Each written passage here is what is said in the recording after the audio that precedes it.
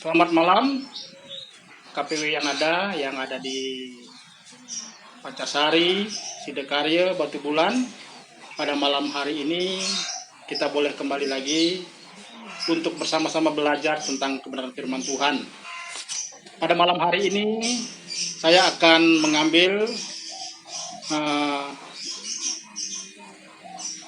tema atau ayat yang akan kita pelajari dari Matius pasal 7 1 sampai 6 yang berjudul hal menghakimi. Tapi sebelumnya mari kita berdoa dulu. Bapa yang di surga, kami bersyukur padamu Tuhan atas semua pertolongan Tuhan, berkat Tuhan, pimpinan Tuhan, sehingga kami masih ada sebagaimana adanya, di mana kami boleh berkumpul di tempat ini. Pada malam hari ini kami akan bersama-sama belajar tentang kebenaran firman-Mu ya Tuhan. Tuhan pimpin dari permulaan, pertengahan pada akhirnya, sehingga semua ini boleh selesai dengan pertolongan Tuhan. Berkati kami semua yang memberitakan maupun yang mendengarkan, sehingga kami semua boleh bersukacita di malam hari ini. Dalam nama Tuhan Yesus Kristus kami telah berdoa dan mengucap syukur. Amin. Ya, Bapak Ibu yang dikasih oleh Tuhan kita Yesus Kristus, pada malam hari ini kita akan belajar dari Injil Matius pasal yang ke-7 ayat 1 sampai 6. Hal menghakimi. Jangan kamu menghakimi supaya kamu tidak dihakimi. Karena dengan penghakiman yang kamu pakai untuk menghakimi, kamu akan dihakimi. Dan ukuran yang kamu pakai untuk mengukur akan diukurkan kepadamu. Mengapakah engkau melihat selumbar di mata saudaramu, sedangkan balok di dalam matamu engkau tidak mengetahui? Bagaimanakah engkau dapat berkata kepada saudaramu, biarlah aku mengeluarkan selumbar itu dari matamu, padahal ada balok di dalam matamu?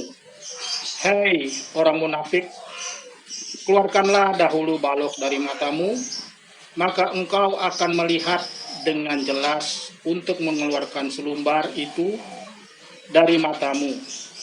Ya, di sini saat Tuhan Yesus berkhotbah di bukit, dan Tuhan Yesus mengatakan tentang penghakiman atau hal menghakimi. Karena setiap orang itu pasti senang kalau menghakimi orang dan mencari kesalahannya orang. Jadinya Tuhan Yesus mengatakan khususnya pada ahli-ahli Taurat dan orang-orang Farisi yang suka menghakimi. Ya Bapak Ibu yang dikasih oleh Tuhan kita Yesus Kristus, kita di sini akan belajar menghakimi dengan adil dan bijak. Jadinya kita harus bijak dalam menghakimi. Khotbah Kristus di bukit yang berisi tuntutan untuk dipraktekkan agar segala perilaku kita benar, baik terhadap Allah maupun manusia. Sebab rancangan imam Kristen adalah untuk menjadikan manusia itu baik dalam segala hal. Jadi di sini Tuhan Yesus mengatakan atau berkhotbah agar kita orang-orang yang percaya agar kita baik, tidak salah dalam kita memberitakan atau mengajar orang. Ya. Di sini Tuhan Yesus juga mengajarkan bagaimana kita harus menjaga perilaku kita terhadap kesalahan orang lain. Seperti para ahli Taurat dan orang Farisi yang sangat kaku dan keras, sok berkuasa dan angkuh ketika mengutuk orang-orang lain. Seperti yang biasa dilakukan oleh orang-orang yang sombong dan congkak, yang suka membenarkan diri sendiri. Ya, jadinya ini agar kita tidak salah seperti mereka, orang-orang ahli Taurat dan orang-orang Farisi yang sombong, congkak, dan ingin memegahkan diri mereka sendiri. Kita harus menghakimi diri kita sendiri dan perbuatan kita sendiri. Jadinya kita tidak perlu menghakimi orang, tapi lihatlah diri kita sendiri, introspeksi diri, agar kita malu kalau kita menegur orang karena mungkin kita lebih buruk daripada dia. Ya, tapi di sini tidak boleh, kita tidak boleh menghakimi saudara kita, tidak boleh sok berkuasa atas orang lain,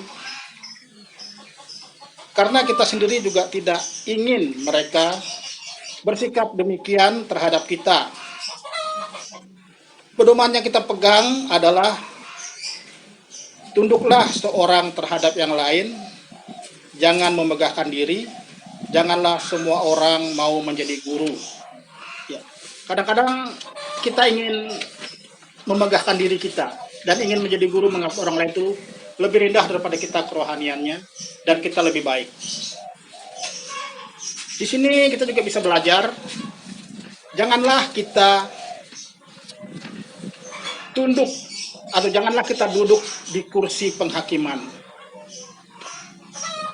dan menjauhkan, janganlah kita duduk di kursi penghakiman dan menjadikan perkataan kita sebagai hukum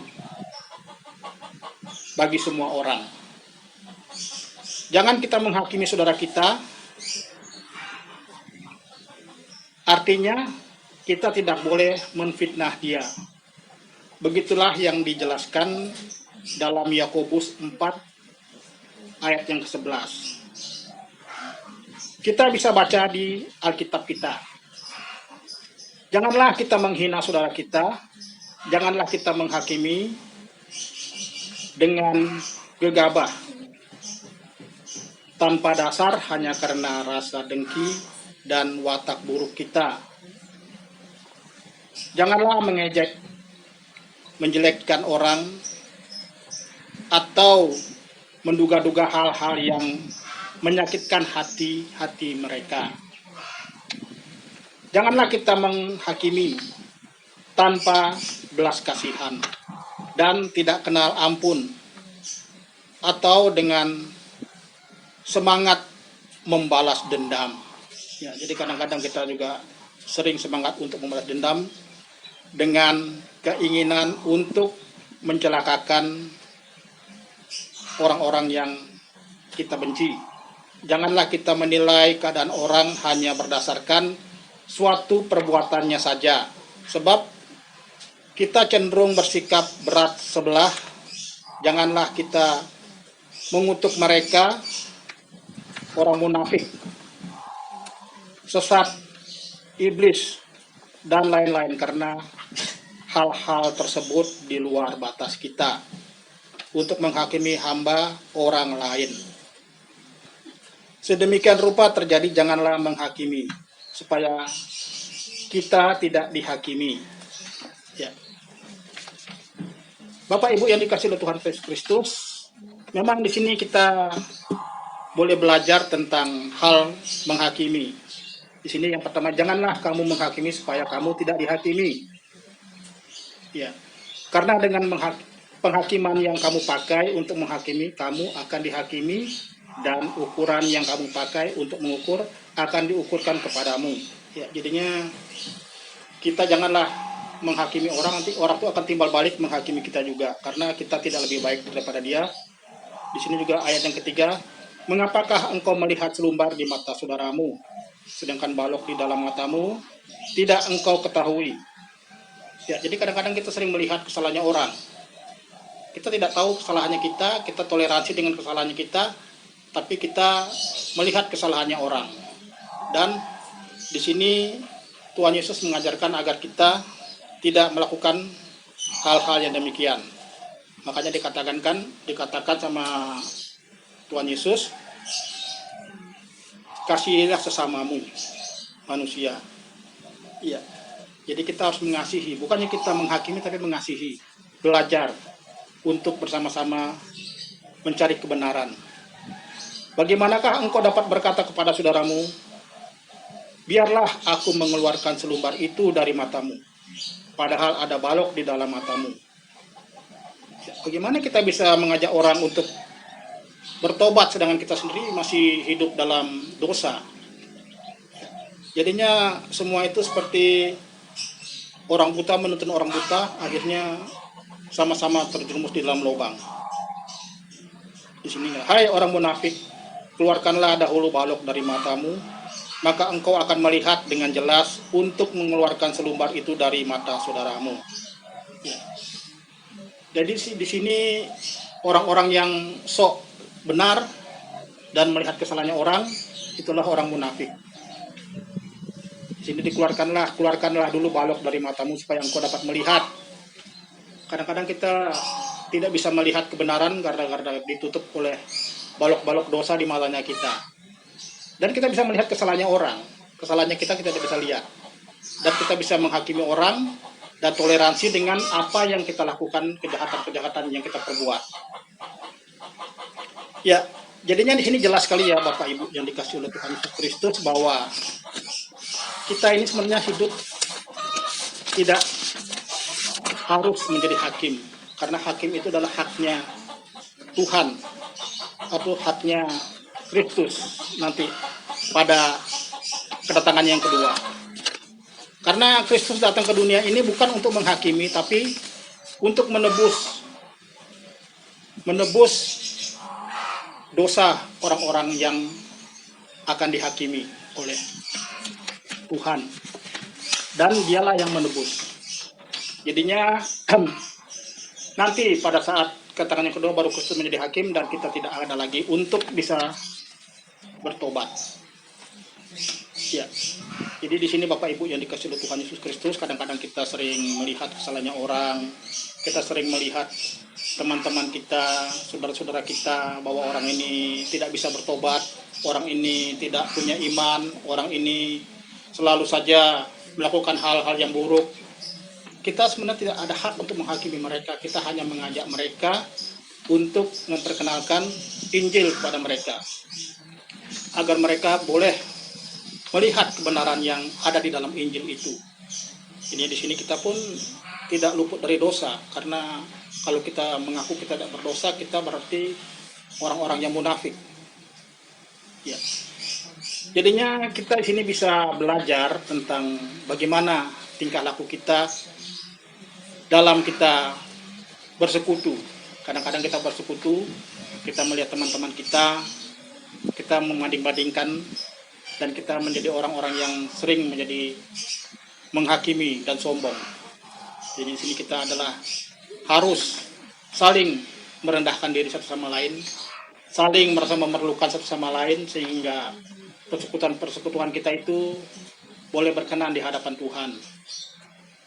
Ya, jadinya Bapak Ibu yang dikasih oleh Tuhan kita Yesus Kristus, kesimpulannya, hendaklah kita tidak selalu menghakimi orang, karena kita sendiri tidak lebih baik daripada mereka. Ya, jadinya kita harus belajar bahwa kita semua pun harus orang-orang yang penuh dengan dosa dan orang-orang yang perlu ditolong. Jadi di sini kita boleh saling menguatkan sesama lain, bukan menjadi hakim, tapi sama-sama kita belajar untuk mencari kebenaran dan kekudusan, sehingga Tuhan Yesus terus memberkati kita dan menolong kita. Ya, kiranya inilah firman yang sederhana, biarlah boleh menjadi kekuatan bagi kita, dan biarlah nama Tuhan yang dimuliakan. Mari kita berdoa. Bapa yang di surga, kami bersyukur padamu Tuhan atas firman yang sederhana, yang pendek ini Tuhan, boleh menjadi terang di dalam hidup kami sesama PI atau orang-orang yang bekerja dalam penginjilan, agar kita boleh menjadi orang-orang yang memberitakan Injil, bukan menjadi orang-orang yang menghakimi.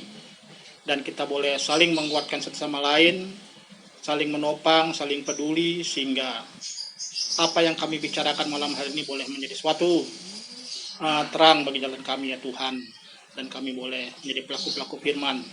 Terima kasih Yesus, terima kasih Bapa. Kami berdoa untuk KPW yang di Pancasari, Pak John beserta teman-temannya.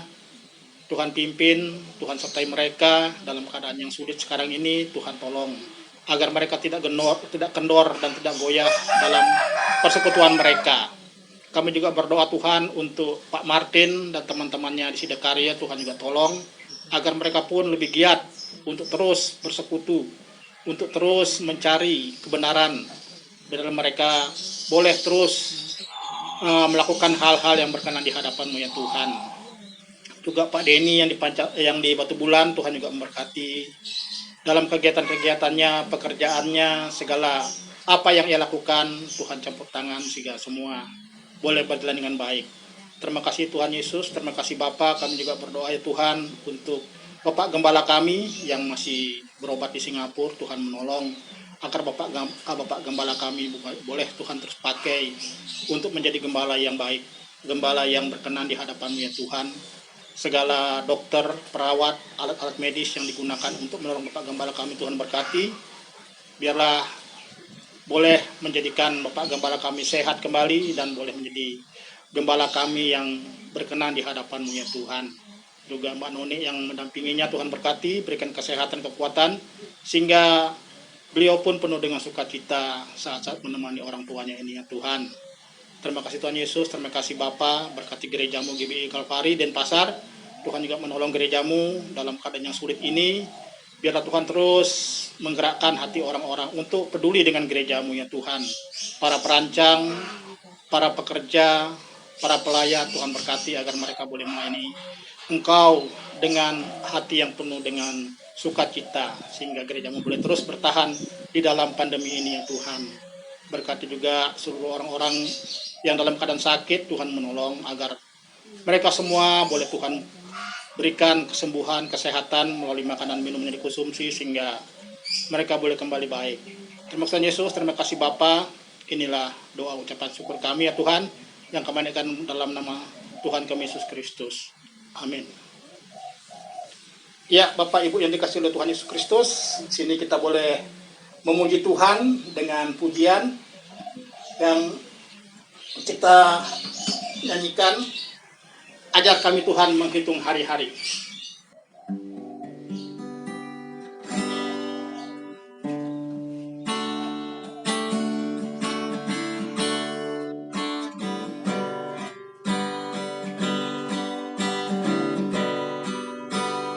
Ajar kami Tuhan menghitung hari-hari, agar kami beroleh hati bijaksana.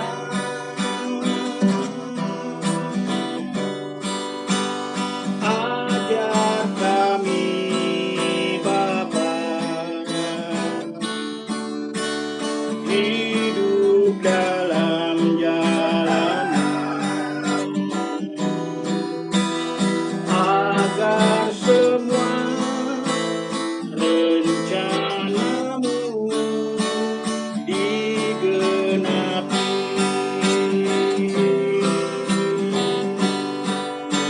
Mulialah namamu Tuhan, dan ajaib jalan-Mu.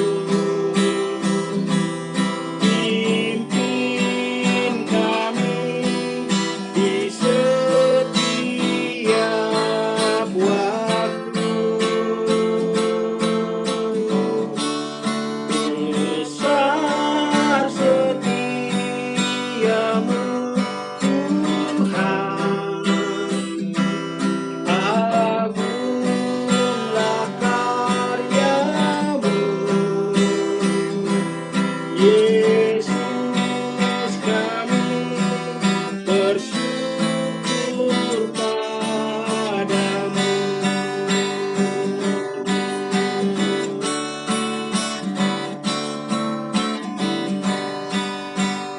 Ajar kami Tuhan menghitung hari-hari,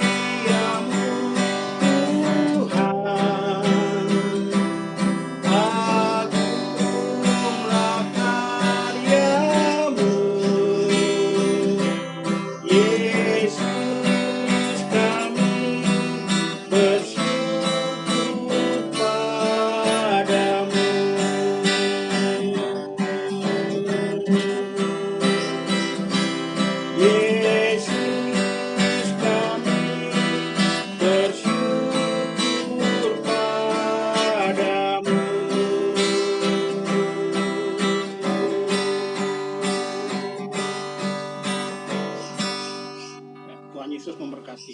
Terima kasih.